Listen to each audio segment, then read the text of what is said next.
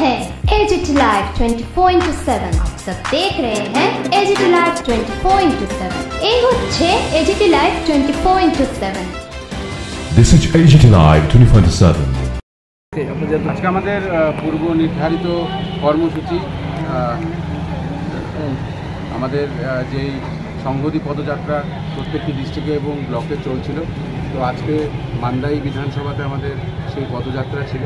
আমরা পদযাত্রা সুন্দরভাবে শেষ করে যখন ছেলেরা বাসের দিকে উঠছিল তখন এক দল বিজেপির গুন্ডা বাহিনী প্রায় 20 জন 25 জন বাইকে এসে আমাদের যুব কংগ্রেসের কর্মীদের উপরে হাত ওঠায়, ওদেরকে মারে এবং একটি বাইকে আগুন লাগিয়ে দেয়।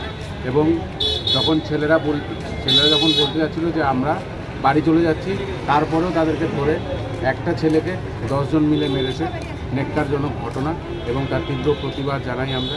এবং মান্দাই বিধানসভাতে আমরা আজকে পদযাত্রা করে আসার পরে আমাদের যুব কংগ্রেসের উপরে যেইভাবে হাত উঠিয়েছে বা যুব কংগ্রেসের ছেলেদের বাইক যেভাবে আগুন লাগিয়েছে, তার প্রতিবাদে আমরা আজকে বা কালকে সকালের মধ্যেই পুরো থানা ঘেরাও করি। এখন অবধি পুলিশের সাথে কোনো কথাবার্তা হয়েছে এই কেসে? কোনো কারোর এখন ওদেরকে এক্ষুনি হাসপাতালে এনেছে, পুলিশ সহযোগিতা করেছে, ওদেরকে রিকভারি করে এনে এখনই জীবিত আছে। ওর এখন রিসেন্টলি ওর ট্রিটমেন্ট চলছে, ওর মাথায় স্টিচেসও আছে। তো আমরা এখনও ওর সঙ্গে ঠিক করে কথা বলতে পারিনি। একজন অজ্ঞাত অবস্থায় আছে, দেখি কি। তারা বাড়ি কোন জায়গাতে আপনাদের কিছু জানা গেছে?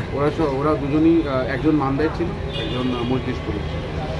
আরেকজন ছিল শুনলাম যে ওকে নাকি ওনাকে পাওয়া যায়নি, এই বিষয়টা কি আপনারা জানেন? বা না, ওনাকে পাওয়া গেছে, মাইনর ছিল উনি। ওনাকে মারতে মারতে জঙ্গলের দিকে নিয়ে চলে গেছিল, এখনই রিকভারি করেছে, উনি ঠিক আছে।